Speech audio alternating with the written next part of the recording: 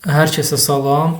Bugünkü dərsimiz Linuxda network olacaq, yəni şəbəkə ayarları olacaq, şəbəkə məsələsindən danışacağam. Bugün 7 iyundur, Qurban Bayramının ikinci günüdür. Bu müqəddəs Qurban Bayramı, bu gözəl gün münasibətilə hər birinizin Qurban Bayramını təbrik edirəm. Bugün yaxşı bir dərs olacaq, şəbəkədən danışacağam. İndi isə keçək dərsə. Mən əvvəlcə sizlərə şəbəkə nədir, şəbəkənin mahiyyəti, anlayışın haqqında danışacağam. Orada olan terminlərdən bəhs edəcəm. Başlayaq. Kompüter sistemlərində bildiyiniz kimi şəbəkə iki və ya daha çox kompüterin və ya digər cihazların bir-biri ilə əlaqə qurması üçün, məlumat mübadiləsi aparması üçün birləşdirildiyi bir sistemdir. Bu əlaqə, bu connection ya simli ola bilər, misal üçün Ethernet kabellər vasitəsilə və yaxud da simsiz ola bilər, məsələn Wi-Fi ilə. Şəbəkə nədir? Kompüter şəbəkəsi müxtəlif cihazların, kompüterlərin, serverlərin, printerlərin və s.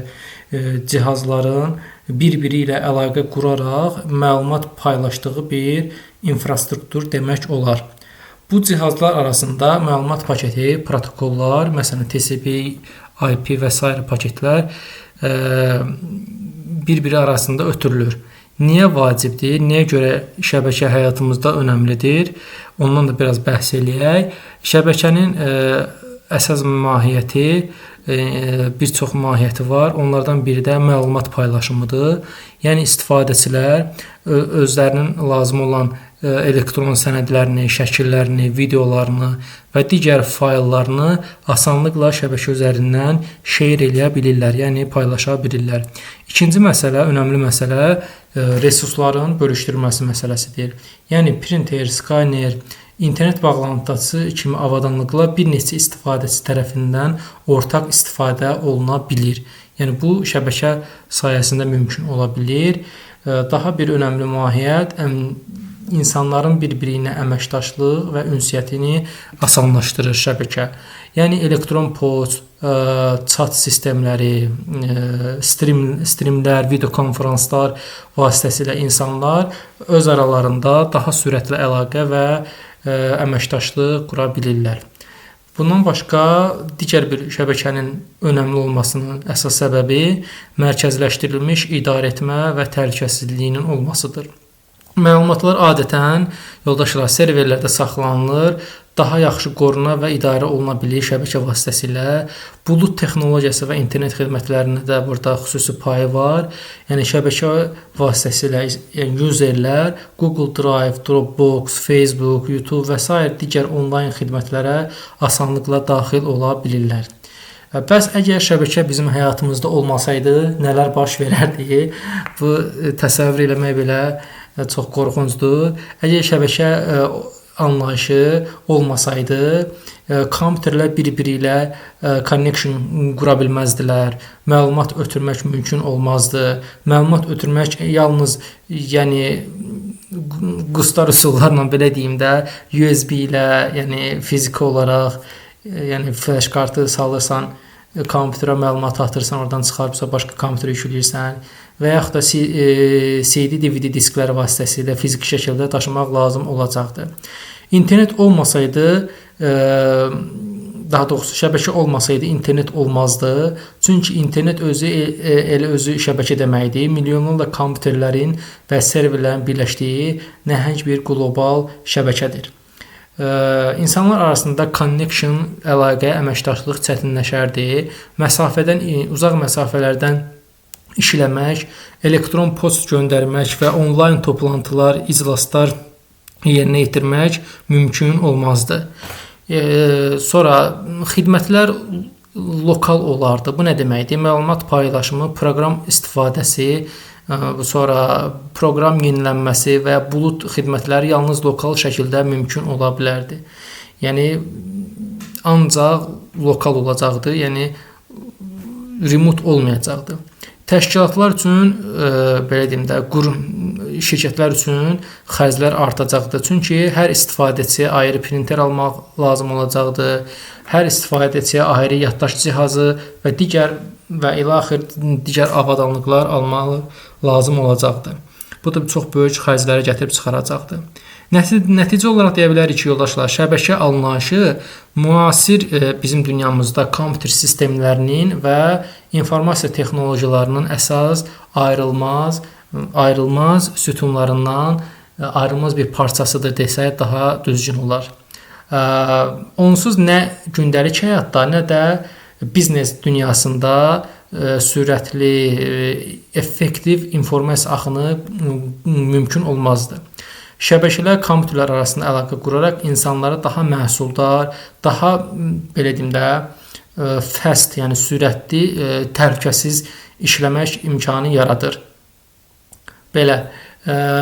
Bundan başqa mən sizə danışmaq istəyirəm şəbəkədə olan bəzi terminlərdən. Deməli, yoldaşlar, bu terminlər hər biri haqqında ətraflı məlumat verəcəm. Ona görə diqqətlə qulaq asın. İlk öncə şəbəkədə IP anlayışı vardır. Yəni, ən simple anlayış şəbəkədə IP-dir. Bəs IP nədir? IP internet protokol deməkdir. Yəni, hər hansı bir şəbəkədə olan cihazın ünvanı sayılır.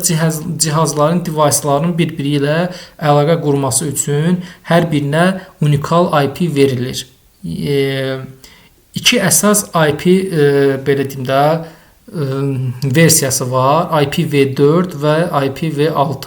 IPv4 32 bitdən ibarətdir. Yəni 884 dənə aktetdən ibarətdir. Misal üçün IPv4 adresə 192.168 olsun 1.10 olsun. IPv6 isə daha yeni və daha uzundur. IPv6 desəz niyə yarandı? IPv6 insanlar gördülər ki, IPv4 tükənmək üzrədir. Ona görə də müasir zamanda belə problemlərin aradan qaldırılması üçün IPv6 yaradıldı. Hətta IPv6-nı yaradan bir şəxs adı hal-hazırda yadından çıxdı. Daha doğrusu IPv6-nın yaradılmasında iştirak edən şəxslərdən biri demişdi ki, IPv6-da olan IP-lərin sayı galaktikadakı olan ulduzların sayından belə çoxdur. Yəni burada saysız, limitsiz sayda hər bir device-ə IP vermək mümkündür. IP özü 4 hissədən, 4 aktetdən ibarətdir və hər hissə 0-dan 255-ə qədər ola bilər. Bu private IP-dən təbii ki, söhbət gedir. IP-nin də özünün iki növü vardır. Public IP və private IP. Public IP nədir? İnternetdə görünən IP-dir. Bu da unikal IP-dir. Private IP isə yalnız lokal şəbəkələrdə, yəni bizim istifadə etdiyimiz daxili şəbəkələrdə olan IP-lərdir. Gəlin mən sizə deməli private IP aralıqlarını göstərim. Deməli buranı açarıq, yoldaşlar.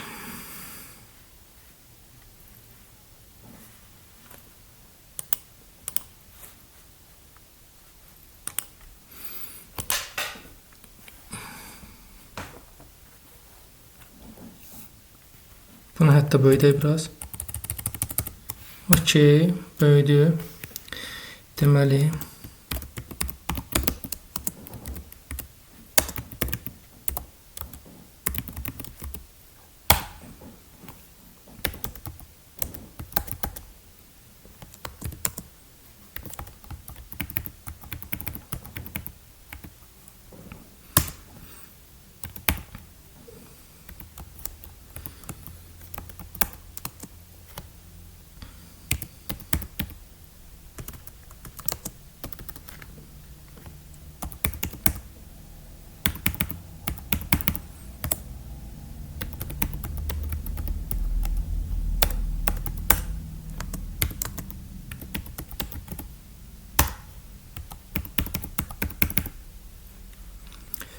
gördüyünüz kimi private IP aralıqlarını yazdım. Burada 3 IP aralığı var. Birinci IP aralığı A class IP aralığı adlanır. 10.0.0.0-dan 10.255.255.255 aralığıdır. İkinci B class IP adresidir. 172.16.0.0-dan 172.31.255.255 olan aralıqdır. Bu B class IP adlanır. Üçüncü C class IP-dir. 192.168.00-dan 192.168 255-255-ə qədər olan hissədir. Bundan başqa IP belə deyim də şəbəkə terminləri arasında subnet mask deyilən bir anlayış da vardır. Subnet mask nədir yoldaşlar? Subnet mask IP ünvanını iki hissəyə bölür.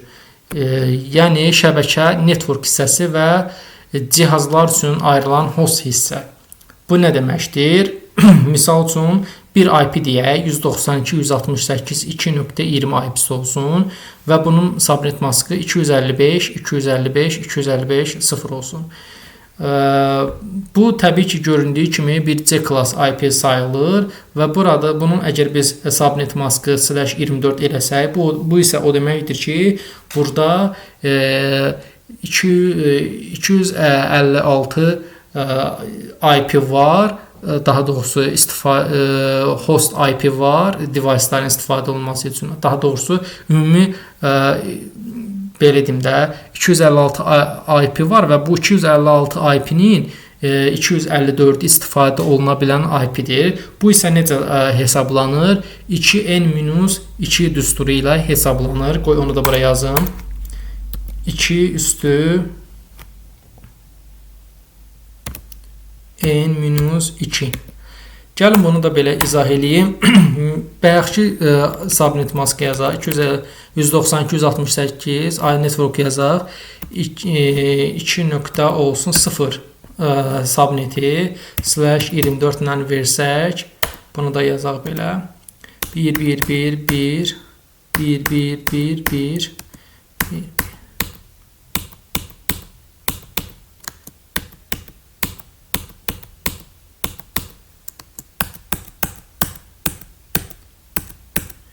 İndi isə bu sıfırların da nə olduğunu deyim. Bu sıfırlar bizim hostlarımızın sayını göstərir.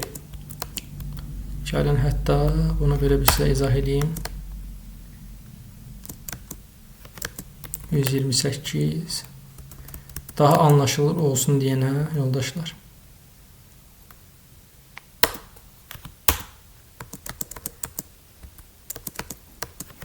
(64)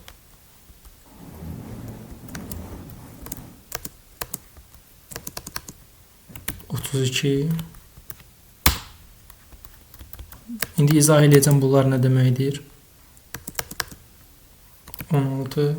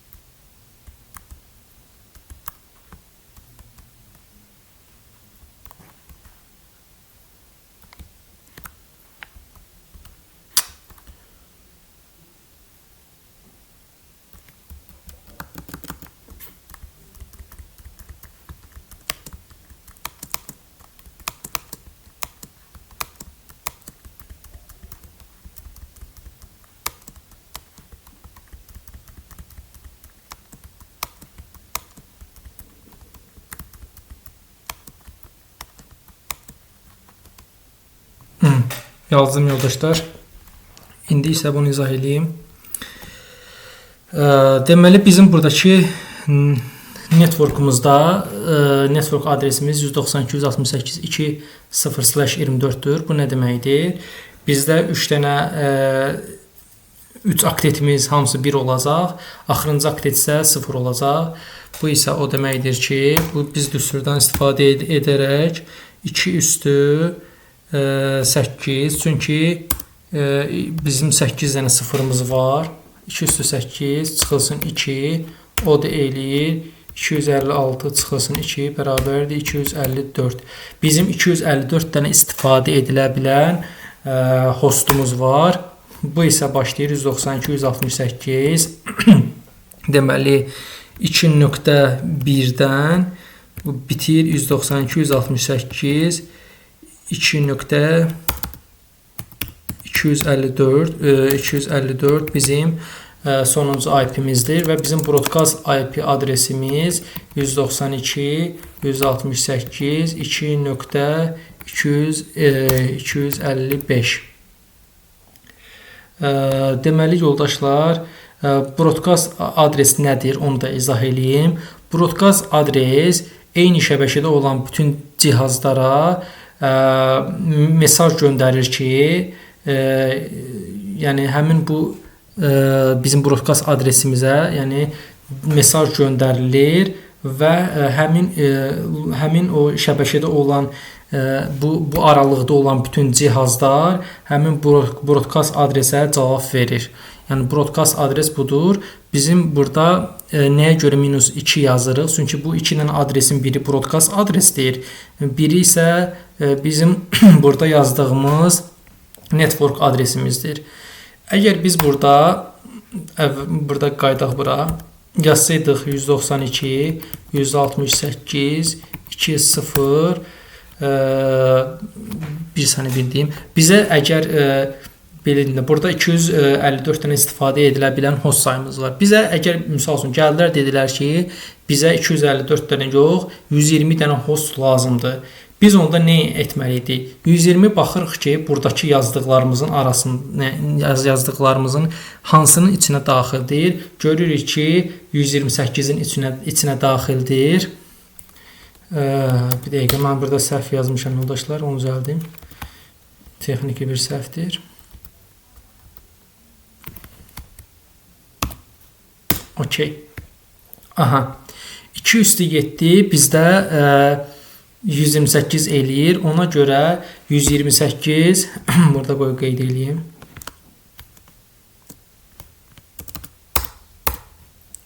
2 üstü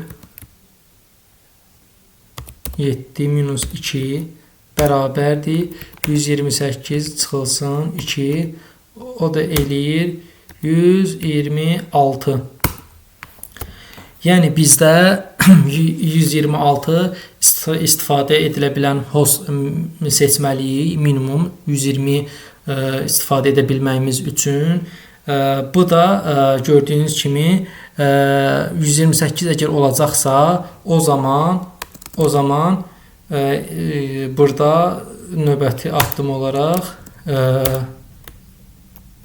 neçədən 1 oldu? 3, 7, 8, 1, 2, 3, 4, 5, 6, 7, 8, 1, 2, 3, 4, 5, 6, 7, 8. Aha. Sonra 1, biraz aralayacaq. 1, 2, 3, 4, 5, 6, 7. Aha. Birinci 1 olur, qalanlarsa olacaq 0. Və belə olduğu təqdirdə görürüz kimi burada 25 dənə 1 olur. O zaman bizim subnet maskımız /25 olur. Bu isə o deməkdir ki, yoldaşlar 255 daha doğrusu 255.128 bizim olur subnet mask IP-miz. Bu isə burada isə yoldaşlar deməli IP aralığımız belə olacaq.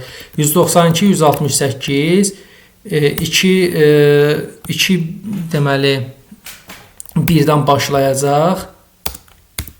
192.168 2.126-da bitəcək və 192.168 2.127 olacaq bizim broadcast adres.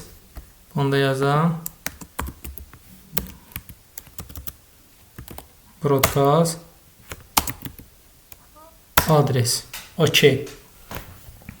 Və bu bizim birinci networkumuz olur. İkinci networkumuzsa başlayır.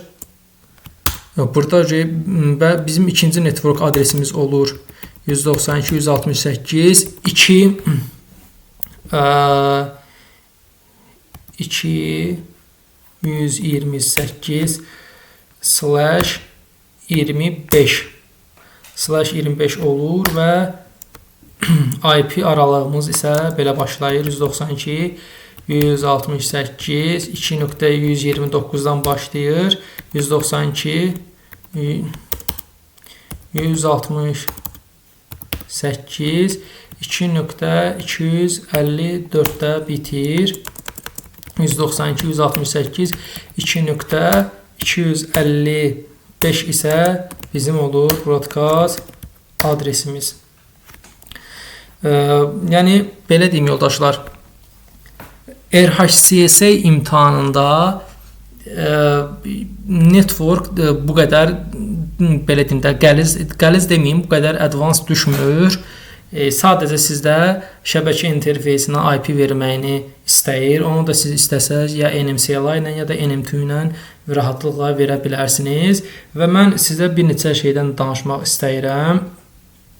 Subnet maskı dedim, subnettingi izah elədim, broadcast adresinin nə olduğunu dedim. Sonra şəbəkədə MAC adres termini də var.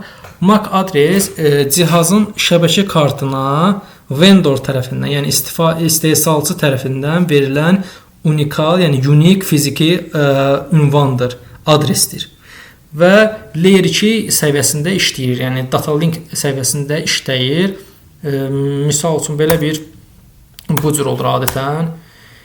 MAC adreslə atıram olsun 00 1A, nə bilim olsun 2C olsun BC olsun deməli 3A 4D. Bu təqribən bu şəkildə olur MAC adreslər. Sonra şəbəkədə DNS anlayışı var. Domain name system adlanır. Domain name system DNS adları IP-yə çevirən bir sistemdir. Yəni biz istifadəçilər və yaxud da siz fərq eləmir. Browserdə misal üçün google.com-a girmək istəyəndə DNS bizim bu yazdığımız google.com-u onun öz IP-sinə çevirir. Yəni DNS ad ilə IP arasında köprü rolunu oynayır. Yəni belə bir şey göstərim sizə.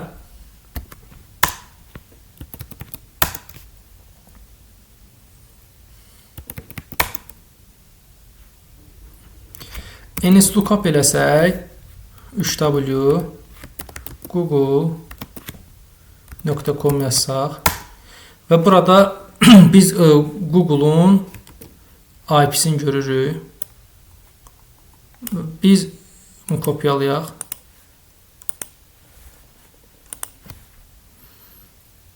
Açılsın.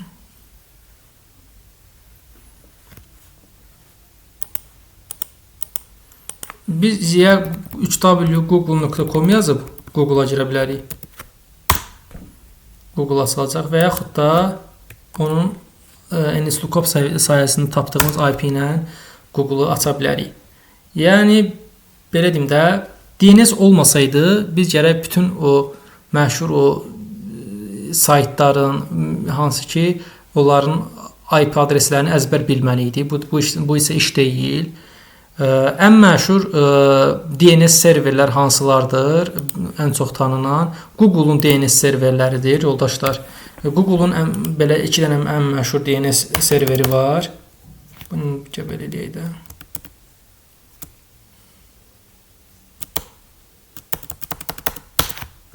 Başa qaydaq.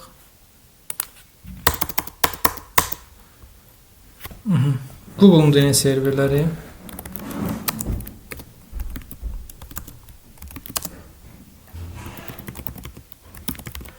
İki əsas DNS serveri var. 8, 8, 8, 8.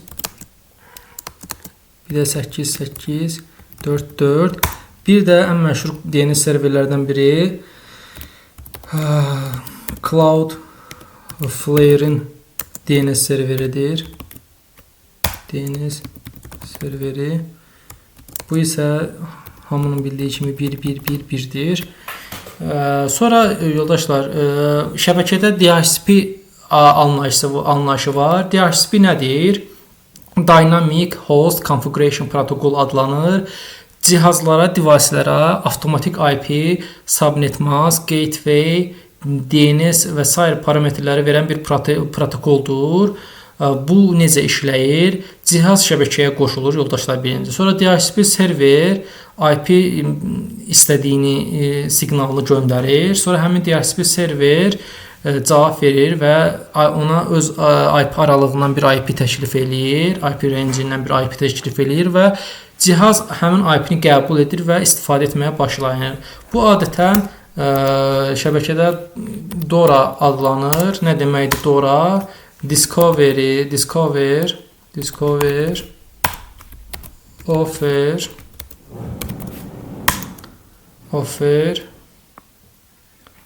request, bir də acknowledge.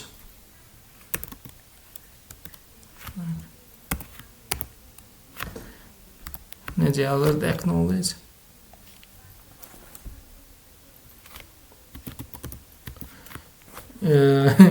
Acknowledge sözün yazılışını səhv yaza bilərəm yoldaşlar. Amma siz buna əhəmiyyət verməyin. Deməli bu cür qaydada işləyir. Yadıma düşdü acknowledge-in yazılma qaydası. Deməli bu cür qaydada. Yəni birinci belə deyim də, bayaq dediyim kimi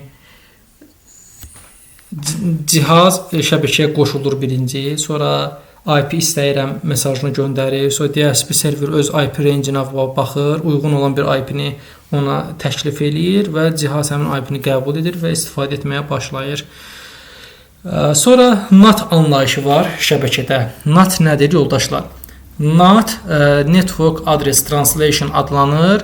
NAT daxili IP-ləri xarici, yəni public IP-lərə çevirən bir texnologiya sayılır. Belə izah eləyəm sizə sadə dildə desək, biz öz evdəki kompüterimizin IP-si, misal çəkirəm, 192.168.0.5 olsun, ola bilər. Amma internetə çıxmaq üçün bizim kompüterimiz bu IP-ni istifadə eləmir və public IP-yə çevrilməlidir mütləq. Bunu isə NAT təmin eləyir. NAT-ın əsas 3 məqsədi var, NAT-ın yaranma səbəbi.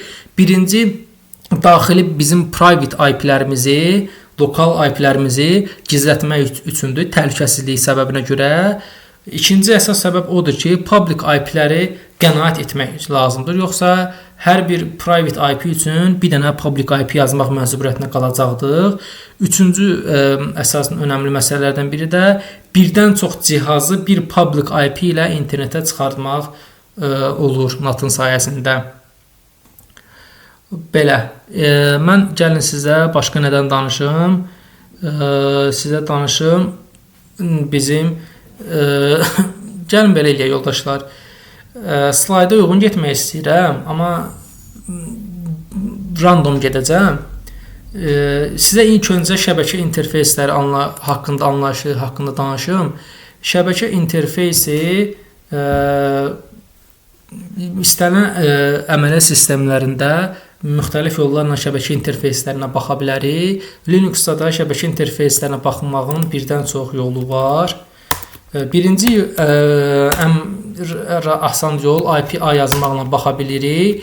Buradakı olan məlumatlar birinci bizim gördüyümüz şəbəkə adapteri loopback şəbəkə adapteridir. Bu bizim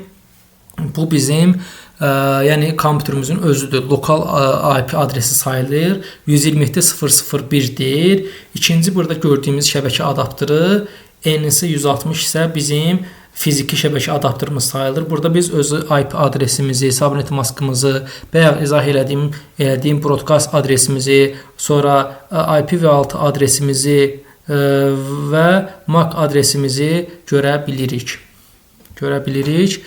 Və loopback adresi mən belə izah edeyim də, biz öz virtual maşınımızda və yaxud da öz maşınımızda olan hər hansı bir portun açıq olduğunu 127.0.0.1-ə telnet atmaqla, təbii ki, TCP portdan gedir söhbət, UDP porta telnet atmaq mümkün olmur. Gəlin belə yoxlayaq. Görək bizim virtual maşında 22-ci port SSH portu aktivdirmi, işləşdirmi? Bunu bilmək üçün telnet 100 sudo yazmalıyıq. Gəlin şeyə keçək, yoldaşlar, rota keçək.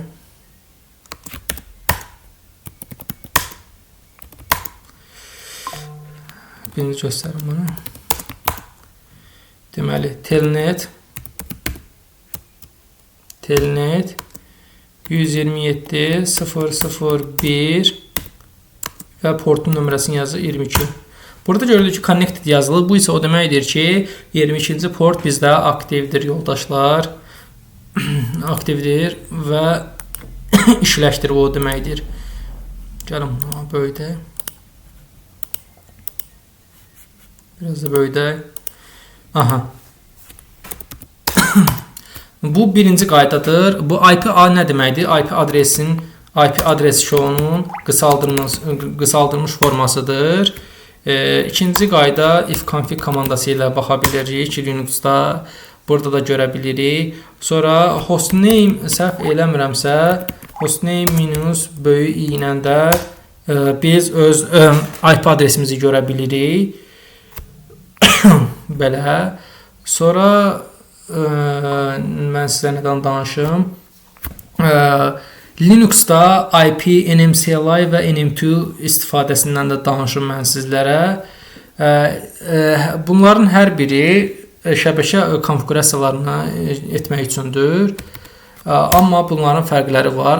IP ilə verilən konfigurasiyalar müvəqqətidir, yəni permanent deyil, temporaridir, yəni müvəqqətidir. Yəni bu nə deməkdir? Sistem restarta getdikdən sonra həmin yazdığımız IP konfigurasiyaları və yaxud da ki, IP rootlar silinəcək. Bunu mən slaytda da səhv eləmirəmsə göstərmişəm. Bəli, burada yazmışam, onu da qeyd eləmişəm. Sonra NMCLI-dən biraz danışım. NMCLI Network Command Line Interface sözünün qısaldılmasıdır. Şəbəkə ayarlarını idarə etmək üçün CLI şəkildə istifadə olunan bir vasitədir.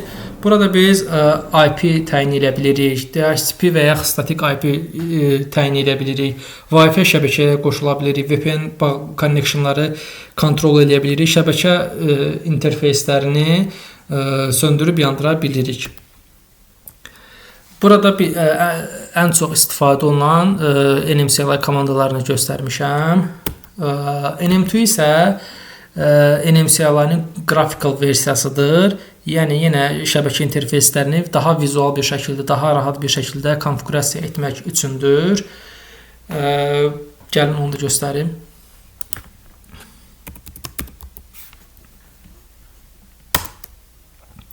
Və NM2 komandasını daxil etdikdə belə bir qrafik pəncərə açılır. Burada edit connection etdiyimiz zaman şəbəkə adapterimizin, şəbəkə interfeysimizin adını görürük. Burada edit eləyib. Burada avtomatik yox, biz istəsək əgər manual verə bilərik. Gəlirik bura. adresi yazırıq. Adresi yazaq 172 16 132 135/24-dən verək. Gateway'imiz belə idi, səhv eləmirəmsə 132.2 idi. DNS'imiz də 172 16 132.2 idi. Biz əgər istəsək, yoldaşlar, burada bir yox, bir neçə IP təyin edə bilərik bir interfeysin altına. Olsun 172 16 132 136 olsun. Bunu save eləmək üçün aşağı gəlirik. OK eləyirik. Yoldaşlar, ya burada Activate Connection eləyib, onu activate eləyəcəyik. Ya da ki, NMCLI Connection app yazıb, sonra hansı interfeysimiz varsa, o şəbəkə adapterinin adını yazmalıyıq. Birinci bunu göstəreyim. Ya belə eləyirik, gəlir bura, birinci deactivate, activate eləyirik və back eləyirik. Sonra OK eləyib çıxırıq. IP elədiyimiz zaman görəcəyik ki, burada 2 dənə IP'miz var. 2 dənə IP'miz var.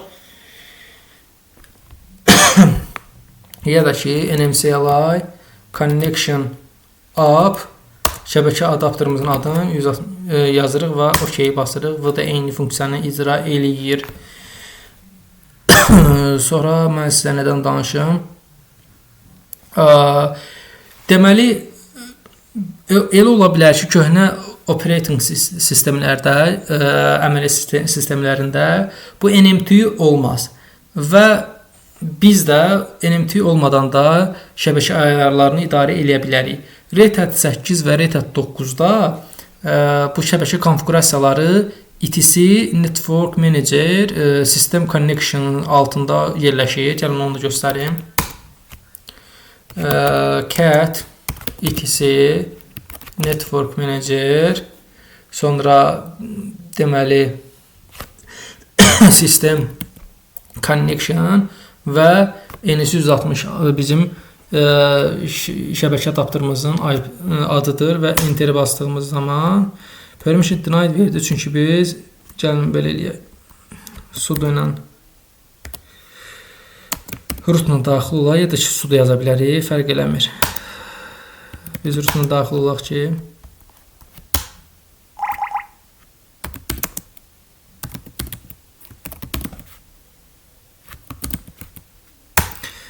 və burada bizim şəbəkə ayarlarımızı görə bilərik. Görürük ki, bu manual verilib. Biz istəsək bunu metodu manual yox, auto da eləyə bilərik və hər hansı bir dəyişiklik lazım olanda buradan işimizi rahatlıqla görə bilərik. Və unutmayın, burada nəyisə dəyişdiyimiz zaman gəlin belə bir şey göstərim sizə. Bunu həmin bu cut eləməyə yazaq Vim-lə, misal üçün 3-cü biz bura, hətta 4-cü IP adresimizi də qeyd eləyək. Gəlin belə yazaq. Bunu kopyalayaq.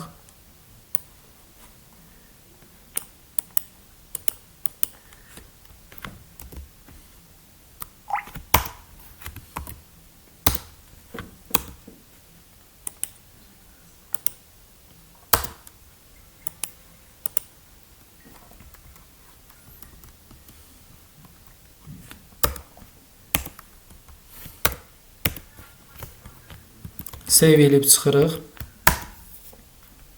Və bəğələr mən sizə dedim, yoldaşlar, burada dəyişdiyimiz zaman NMCLI Connection App və adapterımızın adını yazırıq. Ondan sonra IP elədiyimiz zaman burada 2 dənəsi görsənir, yoldaşlar. Amma əslində 4 dənə görsənməlidir. Gəlin belə baxaq, görə burada görsənir. Aha. Hə, niyə görə? Səhvimi anladım, yoldaşlar. Niyə görə belə görsənir? Burada adres 3.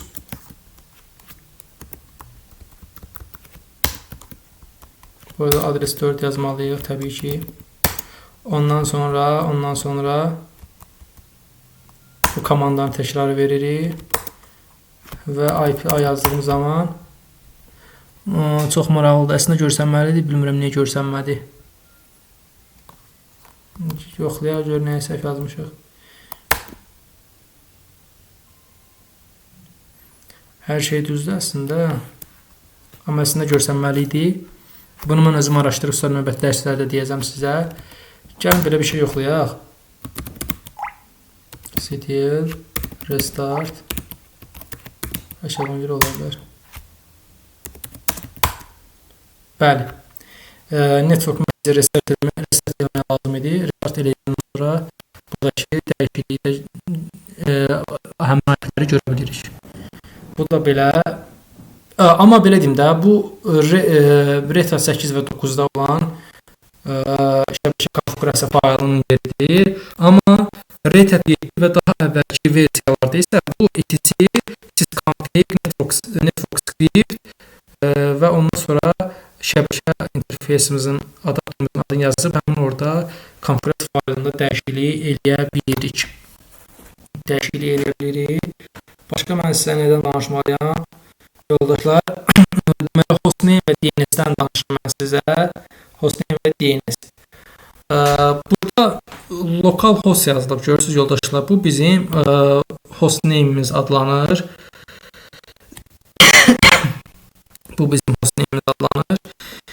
Yəni təmizlə ekranı.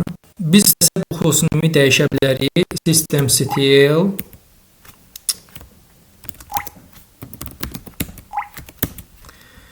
deməli set hostname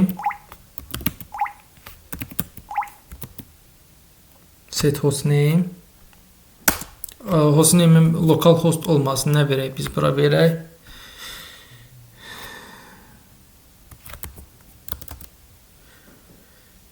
rhcsa verək.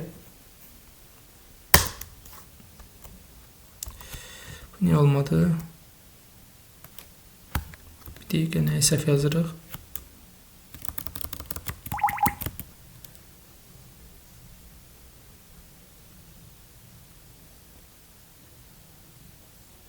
Əslində olmalıydı. Nəyə səhv yazırıq yoldaşlar? Mən düz xatırlayıram. Set hostname, bəli.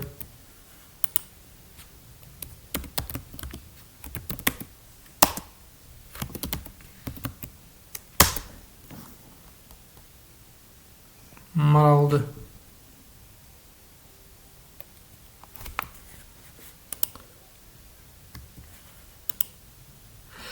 Ayda yoldaşlar, mən deyirəm axı nəyə səhv yazıram. Systemctl nə idi? Hostnamectl. Axşam saatda çəkirəm dərsi, yorğunluğumu nəzərə alarsınız. Hostnamectl set hostname və rhcsa yazdığımız zaman bizim hostname'imiz dəyişilir, amma biz bunu dərhal görə bilmirik. Bunu görə bilmək üçün bash komandasını istifadə etməliyik ki, bizim hostname'imiz sistemə otursun və bastığımız zaman gördüyünüz kimi burada rhcsa hostname'imiz dəyişildi. İndi isə mən sizə DNS ayarlarından da danışdım. etc hostdan və etc resolve conf faylından danışım. Bunlar nə üçündür? Deməli yoldaşlar,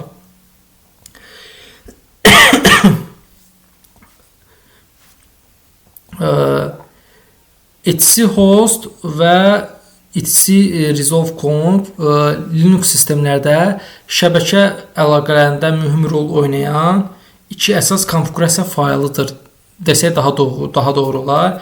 Hər ikisi hostname ad və IP ünvanlarını uyğunlaşdırılmasında və DNS həlli proseslərində istifadə olunur. etc host bir sistem faylıdır və kompüterin adlarını, yəni hostname'lərini onların IP ünvanları ilə lokal olaraq uyğunlaşdırmaq üçün istifadə olunur. Yəni ki, DNS serverə ehtiyac olmadan IP-ləri birbaşa çevirməyə imkan verir. Necə işləyir, onu da deyim. Sistem hər hansı bir IP-ni çevirməyə çalışarkən etc host faylına baxır. Əgər uyğun qeyd taparsa, DNS sorğusu göndərmədən həmin IP ünvanını, həmin IP adresi istifadə olunur. Əgər yoxdursa etc host faylında, DNS sorğusu avtomatik yönləndirilir etc host faylına. Məndə olan etc host faylını göstərim birinci. Budur və məndə olan etc resolve.com faylını da göstərim. Bu da mənim etc resolve.com faylımdır. Deməli, nə üçün istifadə olunur? etc host kiçik lokal şəbəkələrdə DNS server olmadan hostname əsaslanaraq əlaqələr connection yaratmaq üçündür.